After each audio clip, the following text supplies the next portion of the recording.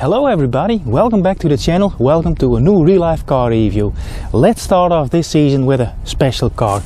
This is the Mazda MX-30 REV PHEV. This is the first rotary engine car in 12 years, and of course it comes from Mazda. The terms REV and PHEV seem to contradict, and also this car is very hard to put in the definition of body style. But this car crosses borders in more ways than one. So let's find out what this car is all about and start off by having a peek under the hood. Well folks, there we have it, the rotary engine. And before I'm going to discuss that, a quick recap on the electric system of the RX-30. When you have the regular EV, you get a 35.5 kilowatt hour battery pack. You get a 125 horsepower electric motor. And that's good for a range of 200 kilometers. This REV version gets half the battery size, 17.8 kilowatt hours, and the electric motor gets a power bump to 170 horsepower. And the theory, that's good for 85 kilometers of EV range. Now to the rotary engine.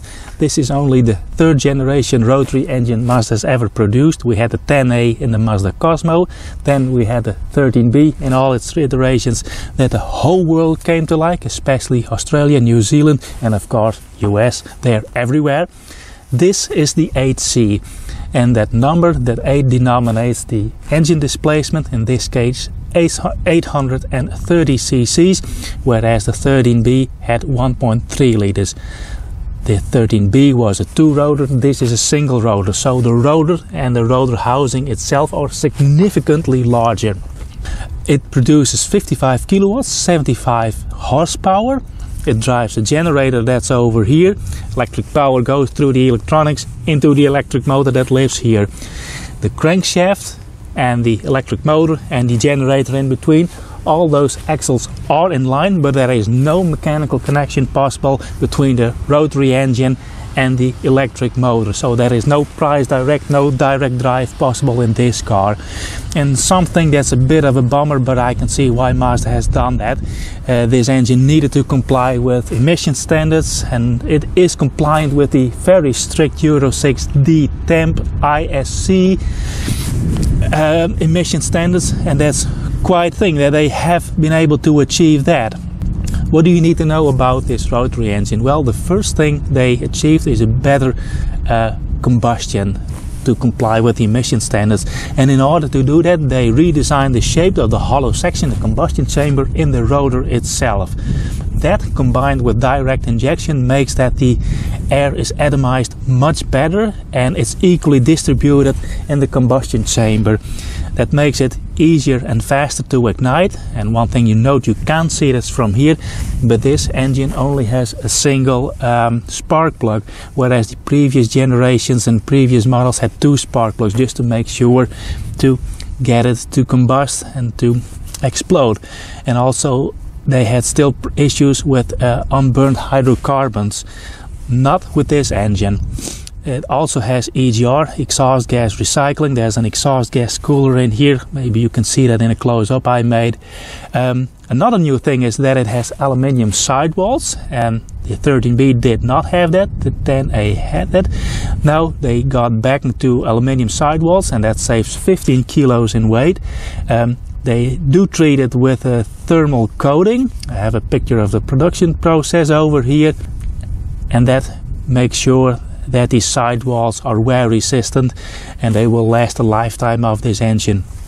Another new thing in this engine is that it no longer has the exhaust port in the rotor housing itself, but the exhaust in this case runs via the sidewalls of the engine. Well, as I said, I did an in-depth article for the day job on this engine and its production process, and if you want to learn more about that, I'll leave a link, but that's in Dutch, to my site. And if you're interested, let me know in the comments and I can do a video on this engine and especially the engine production process. As usual, I look around in the engine bay. They didn't do much with the underbody design. Everything is very visible. When you look at all those lines for the air conditioning and the heat exchanger, this is pretty complex, and they apparently put a lot of effort in thermal efficiency, but still, if you open up the hood, the engine bay of a large excavator, you have a look at all those lines of the hydraulics, this is kind of the same. But yeah, for maintenance it's super easy to access. Now, how does this engine perform in reality? You'll see in a minute in the driving segment. First, let's have a peek in the cargo area and of course in the interior. Over here the MX-30 is available in 4 trim levels. The REV has a special R edition, which is the 5th trim level for this car, but I believe none of those trim levels has an electric trunk opener, so it's always done by hand. It has a cargo space of 350 liters with the rear seats up, and when you fold them down you have 155 liters.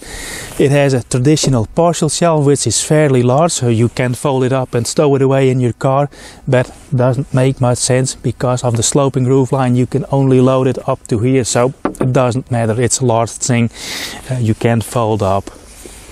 There's a charging cable, and in this bag is the chargers for the wall outlet. Speaking of charging, when you charge it with the wall outlet, it can take up to 11 hours on a 230 volt outlet before the car is charged from 0 to 100%. On a 3-phase charger AC, it can charge with 11 kilowatts or 36 kilowatts DC fast charging. That's the REV. If you have the EV, it can do 50 kilowatt of fast charging. You could argue that this body style isn't the most practical of all cars, especially when it comes to interior space, but the cargo space in this car is very good. Down below here are some compartments. There's a tire repair kit. There's only some small things you can stow away here, maybe a pair of shoes, but that's about it. But this speaks for its car that has a very usable and very practical cargo space. Now let's head over to the interior.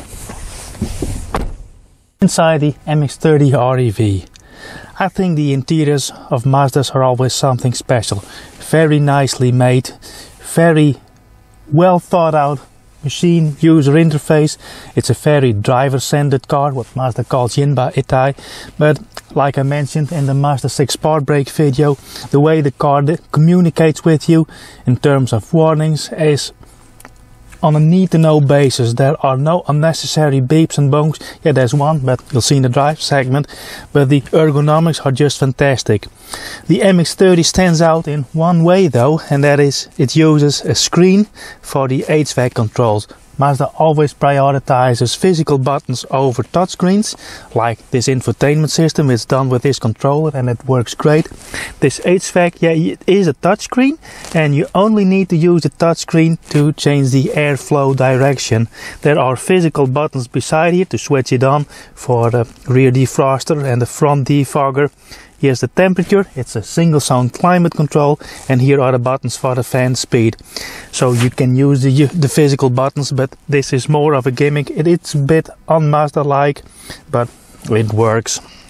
Another thing you need to know is that the lever for the gear selector, now you have to push the button, it doesn't return to its position.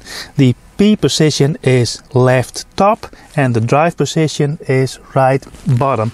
But when you move this lever, it stays in that position. Now it sounds a warning, ignore that.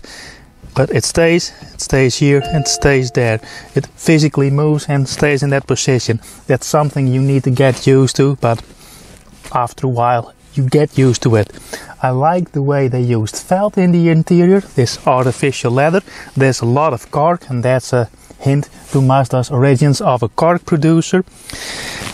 It is a nice place for the front occupants. It's a smaller car, the windows are very low, and I heard someone say they found this interior a bit claustrophobic. I don't disagree with them, but the visibility forward is good. But you'll note when you turn your head, you have a very wide B-pillar, which isn't a B-pillar in fact. And this car has a darker interior. I believe there are 3 interior shades available. There's also a white and a black one. But if it were my car, I would opt for a lighter interior that lightens and brightens up this interior. And it's a bit like the MX-5. It's a bit wider, but gives you more of a sporty feel. You can lower the seat really low. I came across an MX-30 driver when I picked up this car, and I knew it was a tall guy. I recognized him, but he was sitting very deep in this car, so he could hardly see over the steering wheel. That's how deep you can sit in this car. One of the big benefits of this car, it has a traditional heater core that works with the coolant, and it of course has an electric heater. And from all the cars that I've tested over the years, this car is the fastest to heat up the cabin space. Just after 2-3 kilometers, it's getting nice and toasty in here. And like all Mazdas, there are fans beside the steering column over here that warm your upper legs and, if you will, your crotch area. And you can joke all you want about it, but it's super comfortable. This car is really fast to warm up. Same goes for the heated seats. You push the button and almost instantly you can feel the heat radiating from the seat. It doesn't have a heated steering wheel. That's something I miss, but since the interior warms up that fast, it's not really a big miss. And also I know that there is a small cubby over here for small things, keys and chains for the parking meter. But everything is electronic nowadays over here, wireless payments and so. Yeah. This isn't a bad place to be. However, when you get in the rear, things are starting to get a bit different, but cannot make a big fuss about it because this is a 2+2. Now, in order to get in the back, you always have to have the front door open, and the person in front has to unbuckle the seat belt because the seat belt is connected to the rear door, what is basically the B pillar. Driver's seat is in my driving position, and as you can see, ingress isn't super easy. Mazda, however, made a provision to get the egress getting out easier. There is a button over here. I can slide the seat forward, I can tilt the seat back forward, but I don't understand why they had this on the driver's seat alone. It would make much more sense to me if they had it on the front passenger seat, because if you're a single driver and you get a passenger, gets on the passenger seat in front, and a third and a fourth person, would make more sense that the passenger unbuckles and the driver can stay in its driving position without adjusting and sliding its seat, so people get in the back. This makes sense if you have a right-hand drive car, but on the left-hand market, it would make more sense to me to have this on the passenger front seat. But the passenger front seat isn't electrical adjustable and the driver's seat is. And I'm not sure, coming to think of it, if the passenger front seat is available with electric adjustment, so that may be the reason that's done on the driver's seat. Yeah, it's quite cramped. I don't have much headspace, and when I close the door, there's only a very small window. You probably can't see. It is claustrophobic in the back over here. There are no provisions for the rear passengers in terms there is no vent, there are no USB charger, nothing you can plug in to charge anything. There are, however, reading lights, and there is an armrest with 2 cup holders, and there are 2 very tiny speakers in the rear doors, but the sound quality of those speakers is, well, not good, to say the least. This really tells you that this car is intended as a 2+2 and not as a family car. If you need a family car, you're better off buying a Mazda 3 or even better a CX-30, on which this car is actually based. I'd better get out here. It's not fun for an adult. Let's go for a drive. Buckle up. The car has 2 seat memories. Preferred driving position is set. Start the car. It's currently set in the infotainment screen in the settings that it's preferred to drive in EV mode, but you can toggle to normal or charge. I'll explain that later. Let's get to normal, get to driving position, and off we go. Now when you look at the numbers of this car, it's heavier. It's 0 to 60 or 0 to 100 kilometers an hour time isn't all that impressive. I think it does around the 9-second mark, so that's not super impressive. The top speed is limited at 140 kilometers an hour.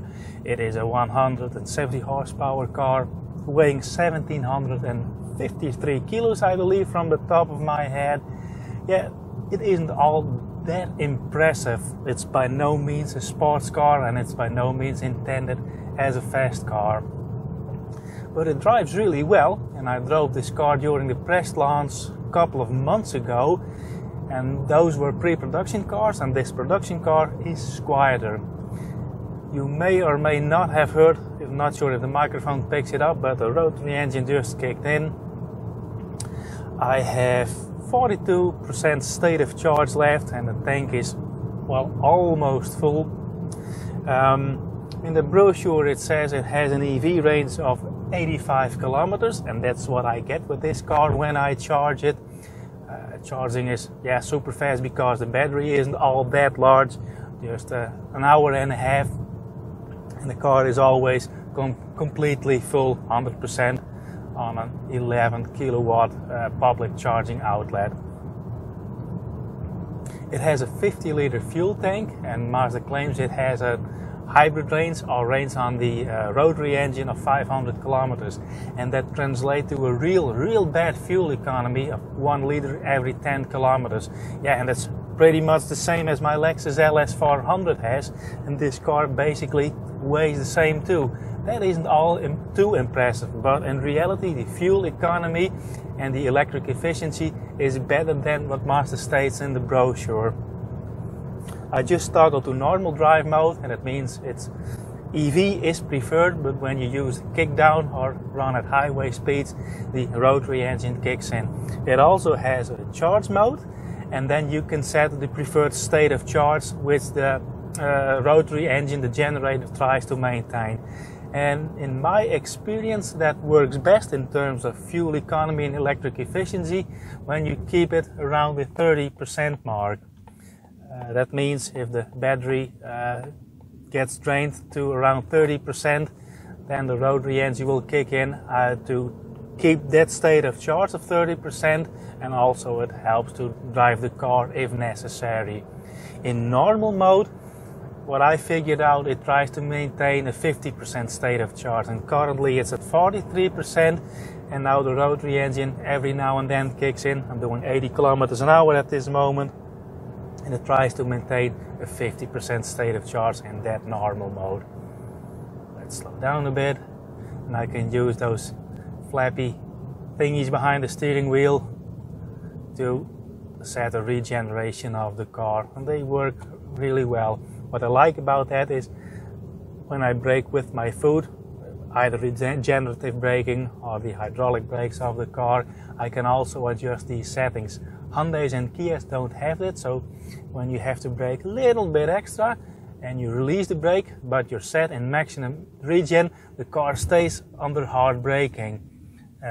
In this car you can adjust it while you're braking with your foot, and that's very good. And that's also what distinguishes Mazda from other brands. It's much more of a driver-focused car, and the way everything works, the ergonomics, like I mentioned, everything, the way the car communicates with you is on need-to-know basis.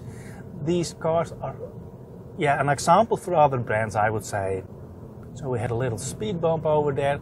On speed bumps, you can tell, and this is the case with a lot of other EVs, that the suspension, especially the shock absorbers in the rebound, don't absorb that much. The car jumps out of its spring, so to speak. So when you have a speed bump and you're going a little too fast, in certain circumstances the rear axle will result in the rear tires losing contact with the tarmac for a brief moment.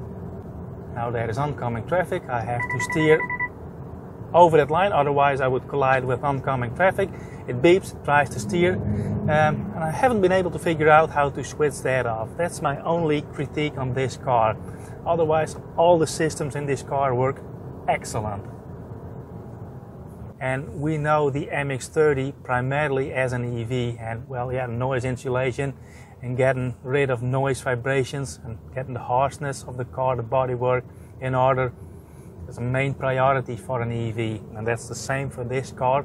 The car is super quiet. That makes this car extremely comfortable to drive, even on longer trips. You'll notice that the AC, the blower motor, makes a little bit of noise, so I always tone it down to setting 1 or 2 because the entire car is so quiet. That's something I really like about this car. I'm currently driving the same back road that I drove during the test of the MX-5 / the Miata, and you can tell there is a family bond between those cars. This, of course, is an MX-2. It's a SUV, of course, with an entirely different powertrain, and it's much heavier, but it's a very fun to drive car. It's in these corners over here. Now I'm driving at moderate speed. The steering is very precise, and I really enjoy driving this car, just like I had in the MX-5. Of course, none of the cars I've tested recently are bad in driving, but this is an engaging car to drive. Even despite its power to weight ratio doesn't make this anything of a sporty or sports car. But the feeling in the steering ratio, the way you can position this car in corners on the road, it makes this a fun car to drive. And overall, the suspension setup is aimed at comfort, but there's always a shimmer of sportiness in this car, like in any other Mazda. Now, since I make these videos for an international audience, that's why I'm doing this in English, I usually don't discuss prices because prices are very different over here. Cars are taxed to death over here. But coming to think of it, the starting price for the EV and this car only has a price difference of 500 euros, that this car is more expensive over the EV. It has half the battery, and it does have an added powertrain. So either that tells us that batteries are super expensive, or that this rotary engine concept is fairly affordable. And the price difference is that this car, the REV, is fully taxed and the EV has tax benefits. So yeah, what do you think? Let me know in the comments. Okay, those were the back roads. Let's head out to the highway and do a little bit of highway driving and see how this car performs over there. Now is where you can hear that the rotary engine speeds up to provide more power. Currently doing 100 kilometers an hour. The car itself is super quiet and you can hear the engine in the background. Let's merge in and speed up a little bit. Now at these speeds the battery usually would get depleted very quickly, and the rotary engine has to take over the power supply for the electric motor. So basically you're running on the rotary engine, and it holds up quite well. Especially the engine speed. The engine noise is good at highway speeds. Now this car has a top speed of 140 kilometers an hour. Not sure if it's electronically limited. I assume it is. But that's also the maximum speed you can get with this weight and 75 horsepower when the battery is completely depleted. But all in all, highway driving isn't all too bad. You can see that the fuel consumption bumps up, and at worst it gets to 8 liters per 100 kilometers. But still, that's much better than what the brochure and Mazda self state what the fuel consumption is. So it isn't all bad news. Now there's one thing I didn't discuss, and that's because we're driving at daylight, of course, but the headlights in this car, this version, this trim level has the adaptive high beams, and they are excellent. They are as good as the ones in the Lexus RX 450h Plus I recently tested. I was impressed by the headlights in the Lexus, but that's what you can expect for a 100,000 euro car. This car, at 1/3 of the price, has headlights that can keep up with the Lexus. I shot a clip yesterday, and especially the way these headlights respond to oncoming traffic, even bicyclists with minimal lights on the bike aren't blinded by these headlights. And the way the cornering function of these headlights, how they work, is excellent. That's one thing you really need to know. So you live in an area like this, a rural area where it can be pitch black at night, you need good lights of a car. Well, a Mazda, and especially the MX-30 with those headlights, is a car to consider. And the same goes, as I mentioned, for the heating system. If you live in a colder climate, you want to run an EV or a PHEV for that matter, and well, you would really fail as a Canadian, like I do. This is a car to have. The heating in this car, the heated seats are excellent. They are the best I ever experienced in a car. So I think I've touched upon all my talking points for this drive segment, and we got a fairly good impression of this car. Let's head over to the middle of nowhere where I'll give my final thoughts on the Mazda MX-30 REV PHEV. Folks, I personally think it's hard not to like Mazda, and we got to love the brand for the fact that they kept the Rotary engine alive all these years. Even despite production halted, they always have been producing spare parts for Rotary engines, complete engines, and in the background they've always been working on a new Rotary engine, and here it is. In this day and age where everyone is going electric or is forced to go electric or at least hybrid, Mazda pulled this off. This engine is Euro 6D compliant, and that's quite a feat. They would never have succeeded with that with the previous generations of Rotary engines, and yet here it is. To some people this car doesn't make sense. Why use a Rotary engine? Why there is no direct connection between the wheels and the engine itself? Well, emissions and legislation is the reason.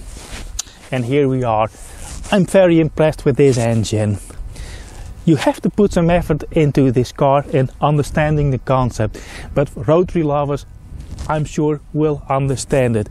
But for regular drivers, why would you choose this car, and why would you choose the REV over the regular EV version? Granted that there is a Sky Active G version in the Japanese market we don't get in other markets. My main critique on this car is there seems to be an out of balance ratio between the electric part of the drivetrain and the internal combustion engine in this car. I think it would be better off if the battery would be slightly larger, around 25 kilowatt hours, and the fuel tank would be a bit smaller. You could benefit much more from the regenerative braking part this car does actually so well, and that would dramatically decrease the fuel consumption in this car, and it would increase the overall electric power consumption of this car. But not that this is bad. It already means we're driving in the coldest time of year.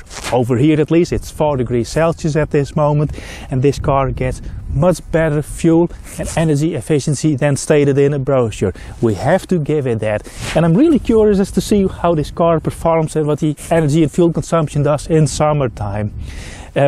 Some people don't understand the concept of this car, but if you want a sensible Mazda as a family hauler, yeah, you could get the regular CX-30, the car this is based on. It's more like a fun car, like the MX-5 for instance. If you don't drive your MX-5 in wintertime, but you need a more sensible car to drive through the winter, or as a grocery gatherer all through the year, or a car for longer distances, well, this is the car for you. It's more of a fun car than a sensible car, and we need those kind of cars. And of course we need a manufacturer that does these kinds of things. And all in all, in comparison with the EV, it isn't even that much more expensive, but it is much more practical for longer travels.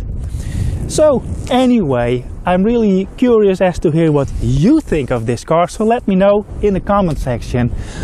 For now, I would like to thank you for watching. If you like these kind of videos, or if you're new to the channel, please consider subscribing, give me a like, leave a comment if you wish, and if you want to help support the channel, you can do so by buying me a coffee. The link for that is in the description box. For now, thank you for watching, and I hope to see you on the next one. Bye!